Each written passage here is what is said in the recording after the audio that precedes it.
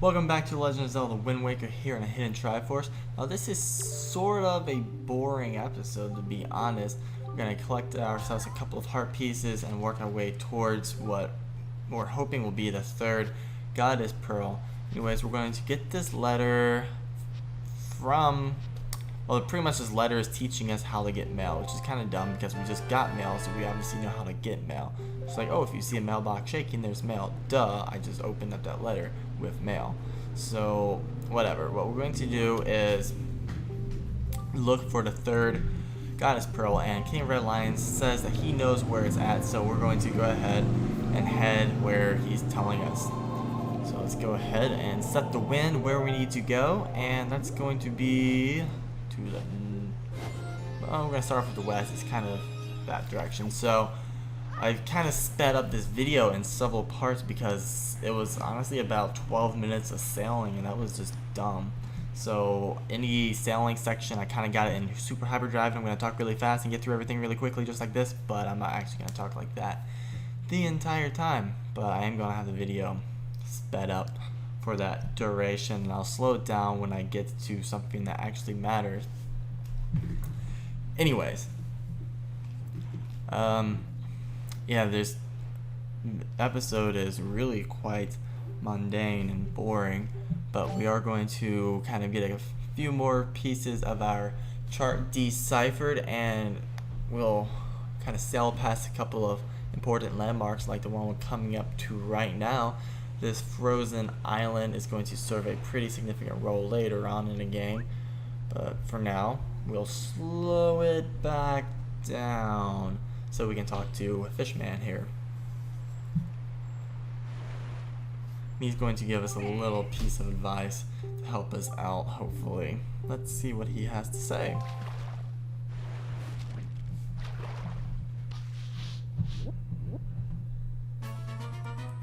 So slow at deciphering. Maybe I should have sped that up. Oh well. It's amazing treasure inside. So we can't get there yet, so we need to follow his directions, but we'll be doing that later on, so don't worry about anything he's saying right now because there's nothing we can do about it until later in the game. So now we're going to re-enter hyperdrive. So I absolutely love the Wind Waker, but some of the sailing does get kind of boring, and they do fix it here in Wind Waker HD. Actually really soon we can get the red sail, which will speed things up significantly, and I won't have to do these super hyperdrive shortenings of my clips, but that won't be for a little while. Now they did make some changes to the Great Sea in Wind Waker HD, and it's just, I mean, outside the graphical stuff, they made it feel more like you're actually on the ocean sailing, which is cool and everything. But I also feel like most Zelda overworlds, that the Great Sea is kind of missing anything of actual substance. I really do wish that they would come up with some way to make the overworlds more exciting. In Ocarina of Time, you just kind of walk around. There's a couple of P-hats that will come out of the ground if you attack them, but they won't just chase you. And then there's so Stall Childs at night, but only at night. Twilight Princess was a little bit better. The overworld was larger as well, and you could ride on Epona across the land and just quickly gallop.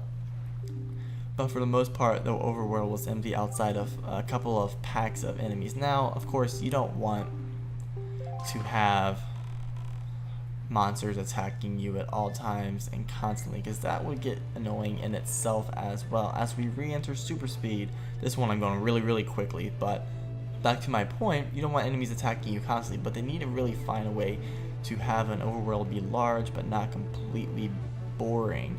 I mean, there's a reason that Zelda fans constantly roll or sidestep, and it's because just walking just takes so long, and they just either speed up the walk or shorten the distance. But then if you shorten the distance, then people complain like, oh, the overworld is too small and we're not getting what we want.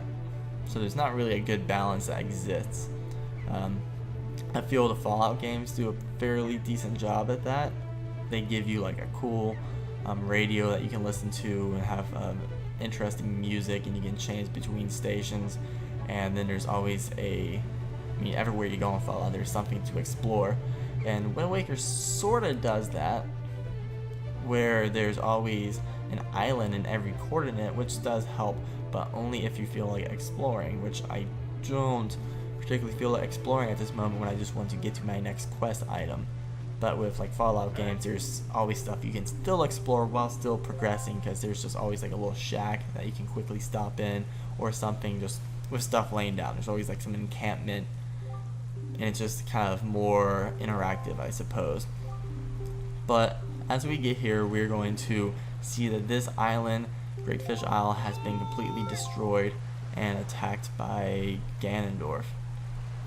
So let's go ahead and let this cutscene carry on without me.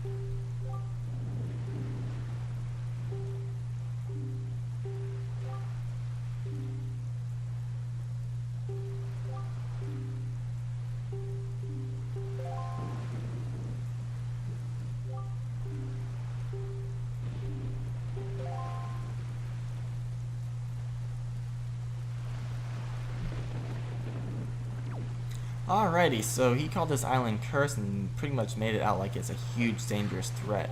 Unfortunately, that's not the case. If they really wanted to hit this home, they should have had this island get attacked and ransacked while you were there, and have some kind of battle sequence where you can actually like fight for your life and defend the island in some form.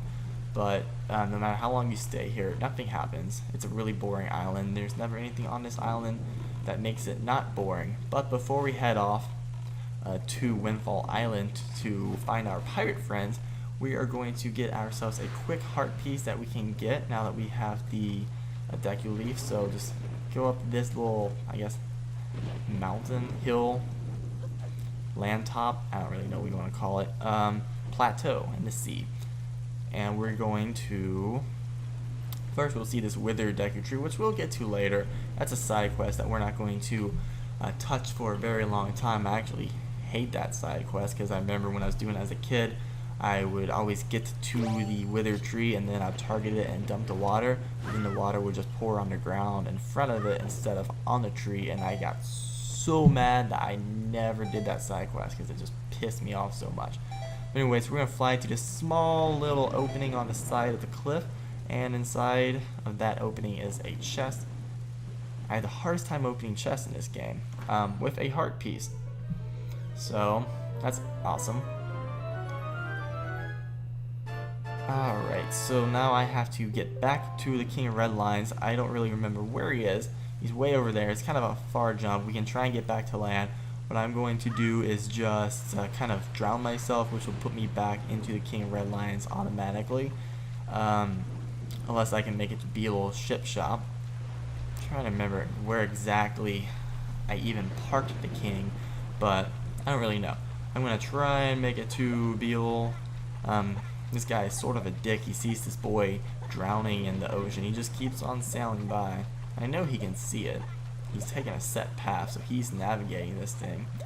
But he's just going to let this boy drown, even though the boy is so close to him. Anyways, now we're back on the king, and let's see which way we need to go. Okay. So now we just need to change the wind, so we can head back to the island, Windfall Island that is, meet up with the pirates and see what all they're up to and what their plan is. Now, as we were told in that cutscene, we need to head back to our home island of Outset at some point. That is apparently where Lord Jabun has kind of locked himself in, hidden away from Ganon, since his home island of Greatfish Isle was attacked. So we're going to speed things up for another segment of racing through the most boring landscape ever. It's kind of interesting because what they did at the Great Sea, because parts of it, like the ocean just swells like this with the current, and it's actually really kind of neat that they did that. And then other parts it's just flat, as if there is no current on the ocean. So what I like to do is I play a little game when I'm jumping, and I try and jump in between these different, I guess I don't know what to call them, patterns in the ocean. I try and land in between them and try and avoid touching the white lines. Obviously that's not very easy, but we're going to go ahead and talk to Fishman here one last time for the video. At least I think it's the last time. See what he has to say. We are near Tingle's Island, actually. Right here. He's got his own island. He's moved up since Majora's Mask. He acquired some land, so power to him. What a good old lad. Apparently he's like some old man that just dresses like a little creep, but he actually knows what he's doing professionally, so it pays to be eccentric but good at what you do. So take that advice from this video and you will go far. Anyways, back to hyperspeed, and yeah, trying to make sailing a game in the Wind Waker, and I come up with little things to do, just balancing a lot, trying to land in between the lines. Now we're like in a rainy section where I would expect there to be more of a current, but there's not. The ocean's fairly calm actually. It's not moving up and down. I don't know if that's because we're near these enemies, but oh, now we got some lines, and now the lines are gone.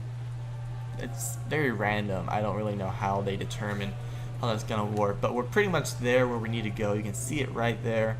So that's going to wrap up this episode of the boring edition of Let's Play Legend of Zelda Wind Waker HD. Next episode will be a little more exciting, so stay tuned for that here on A Hidden Triforce. Thank you everybody for watching. I hope you guys have enjoyed this video.